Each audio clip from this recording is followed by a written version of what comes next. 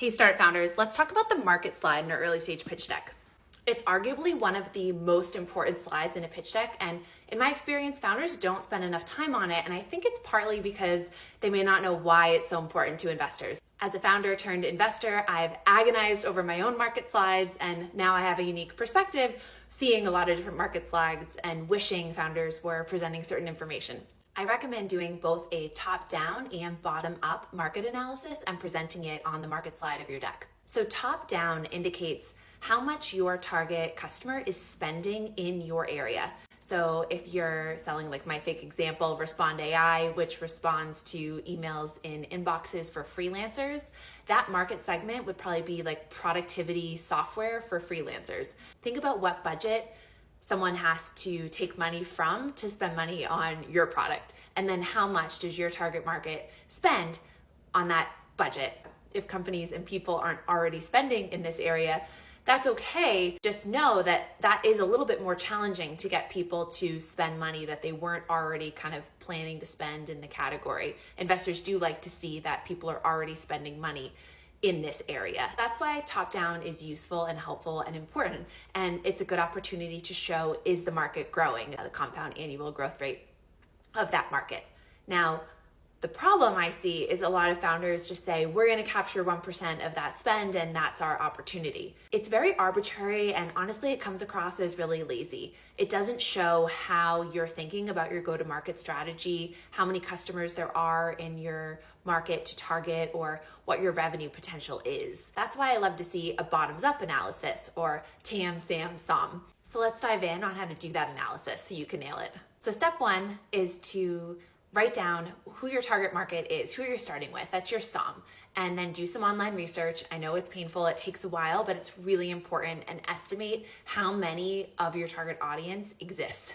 Then step two, to get your SAM, consider if you were successful selling to your SOM, who else could you sell to? What other target customers are there that would be easy to expand to? Maybe that means selling, like for my fake example, instead of selling to freelancers in the US, we're now also selling to freelancers globally. And then step three, think about your TAM. If you were wildly successful and sold your product or a version of it to everyone that had this problem, how many of those are there? So for my fake example, I might add professional services companies who also have a similar problem of spending way too much time in email. Or I could add customer service departments and quantify how many are there. And then the next step is to quantify your revenue opportunity. What's the cost of your product? How much revenue could you get from each target customer in the SOM, SAM, TAM? And you do a quick multiplication. And that's really your market opportunity. And then the final step is to tell your story on a slide. So as you can see here, I've laid out the TAM, SAM, SOM, how I defined each, what the number of individual target customers are times the price point I would charge them, equaling the total market opportunity. Also included the top-down budget and how much freelancers are spending on productivity software globally. And finally, I've included what the growth rate is. This really gives investors a holistic picture of, wow, what a big opportunity that's growing, and I can understand there's room for error. Investors really want to understand how much room for error you have.